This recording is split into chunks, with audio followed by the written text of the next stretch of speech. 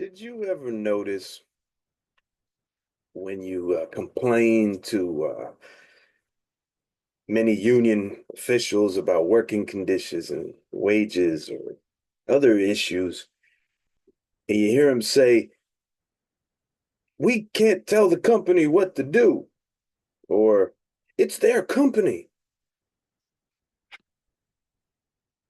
The source of this ridiculous business unionist mantra is rooted in the misinterpretation of Article 2.6 in our collective bargaining agreement, also called mis mislabeled our contract.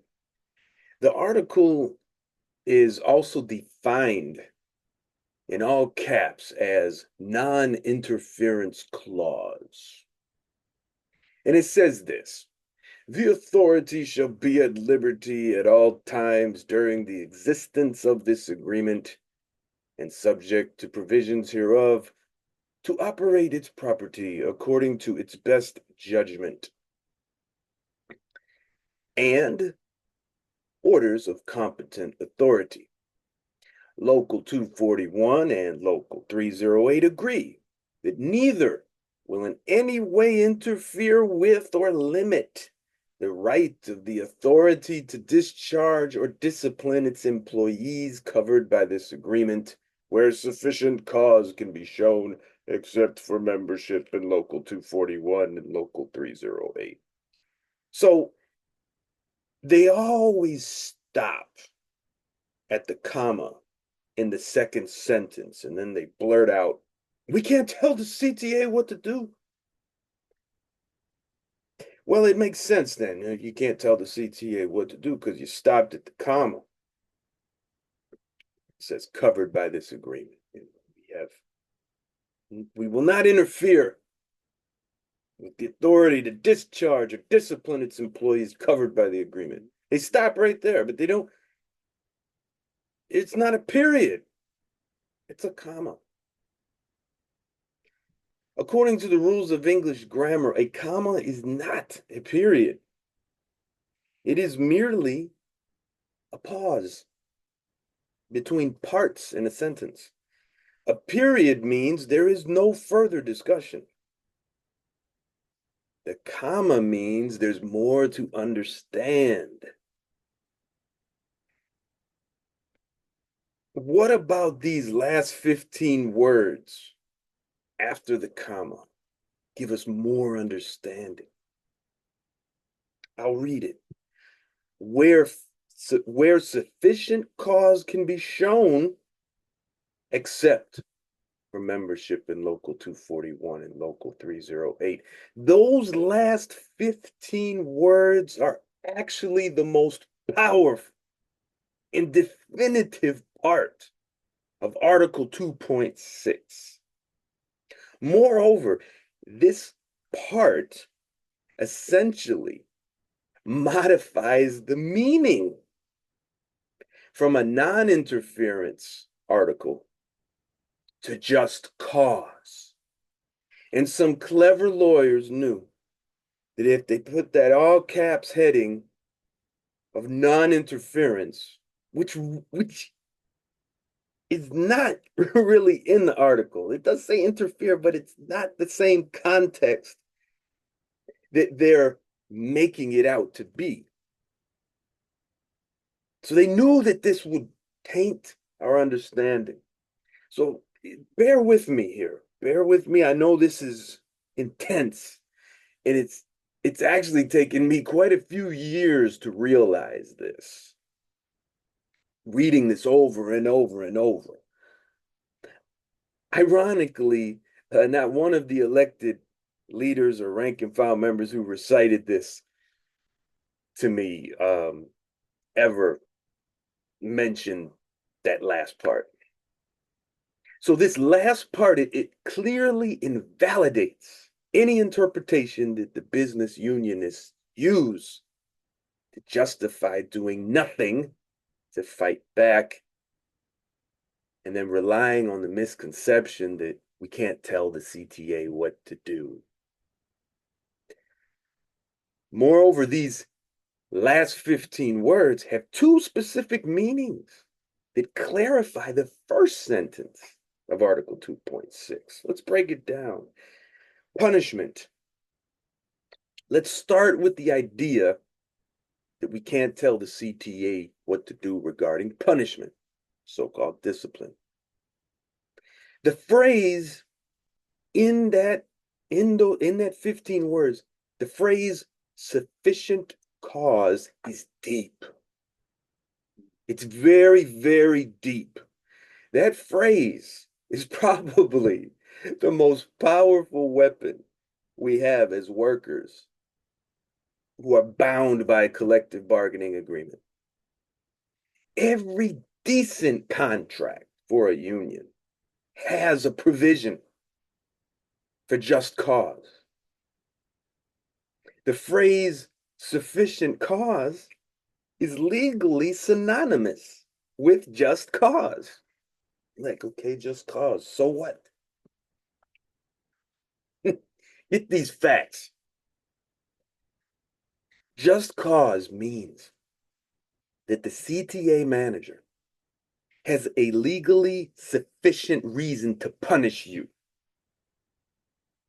There are 7 legal tests to determine just cause. So if the manager, their punishment fails any one of these tests, they don't have just cause. It's unjust. They don't have sufficient cause to punish us if it fails these tests. UE and Ask Me unions have some really good resources, and in the whole article that's based on this video, or which is in this video, I have the links for it. They have excellent resources online to help you determine just cause. And I also recommend a book from Labor Notes called Just Cause. They actually have a new edition. Yeah, oh, got it right here. Excellent book. Very easy reading too. What are these 7 tests of just cause? Sufficient cause, like it says in the contract. Prior notice, that means there's self-evident misconduct and there's notification of the penalty. So, you got the sign, you got the, it says, no,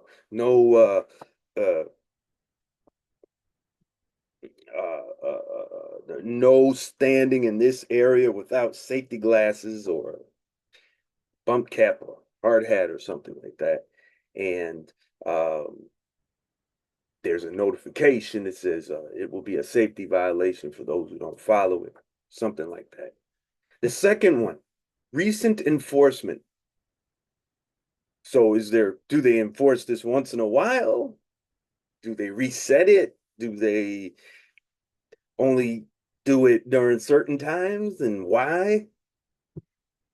The other test, number 3, is due process. So did the worker have the interview before they were written up? And was there union assistance? Was it denied? Substantial evidence, the standards of proof in disputing the evidence.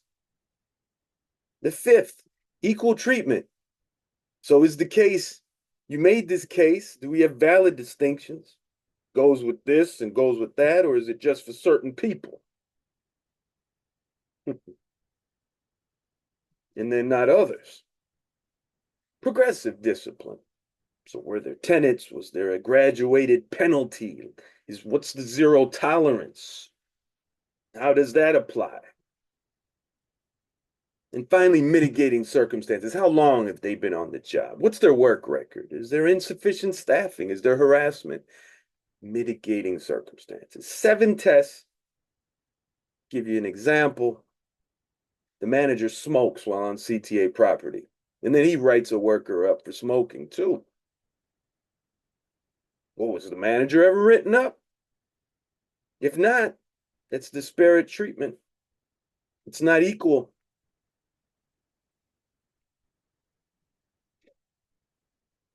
that fails the tests of equal treatment and recent enforcement as well. Number two example. The manager frequently calls you on your personal cell phone regarding work or personal topics. And then the manager writes you up for using your cell phone while on duty. This test fails equal treatment, mitigating circumstances, recent enforcement. Example number three. The manager writes you up for getting hurt while installing a part on a train. But there's no policy, tools, or procedure for installing the part. This fails tests for what? Substantial evidence, mitigating circumstances. What are the exceptions here? In these 15 words of Article 2.6, these last 15 words, there's a second part. And just to go back over those last 15 words, where sufficient cause can be shown, I broke that down, except for membership in Local 241 and 308. What does that mean? It's exactly what it means. It's exactly what it reads. We, the union, can indeed interfere with or limit the CTA's unjust punishment if that worker is a member. Again, unjust means the punishment lacks just cause. As I explained, just cause is synonymous with sufficient cause. I provide links in the whole article. However, the second half of the last 15 words make it clear that we cannot limit or interfere with the unjust punishment or any other bargained for union or non-union employee. So you have a member, it's a worker, a co-worker in Local 134 IBW or District 8 machinists or IBW Local 9.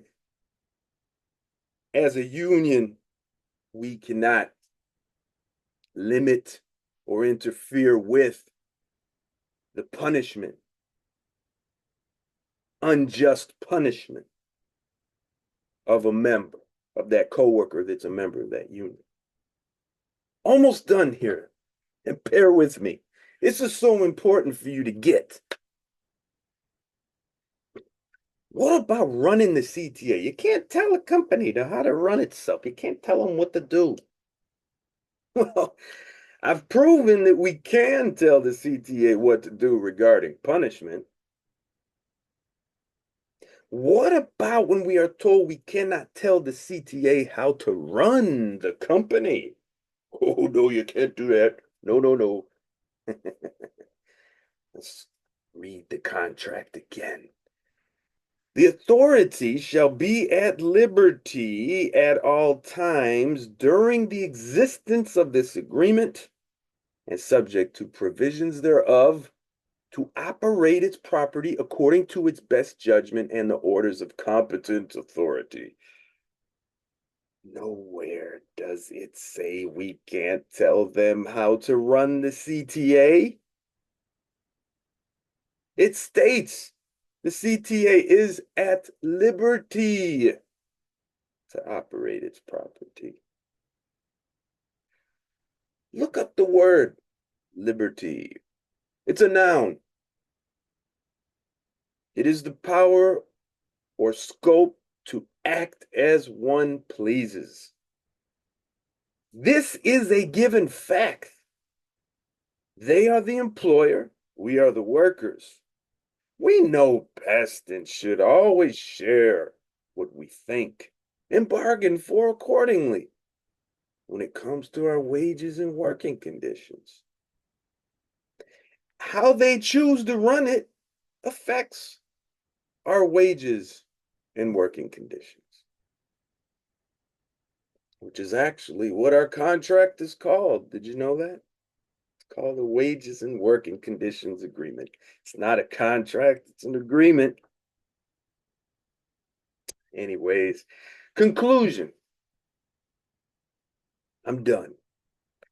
Yes, brothers and sisters, we can absolutely tell CTA mismanagement or management what to do regarding the operation and maintenance of the buses, trains, and facilities where we work.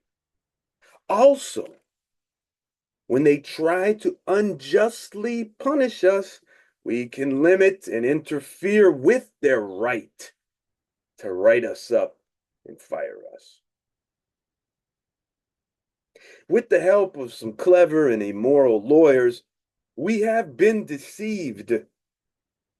We have been lied to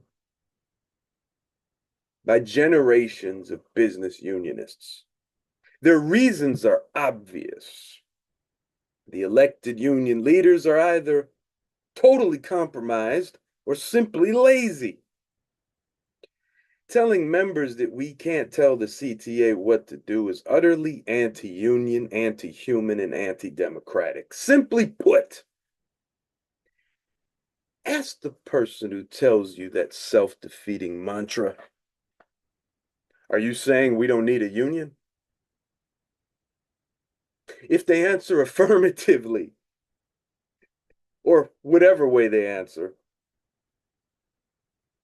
then what use is a union if we cannot tell our employer what to do and limit their power to unjustly punish us? Thanks for listening.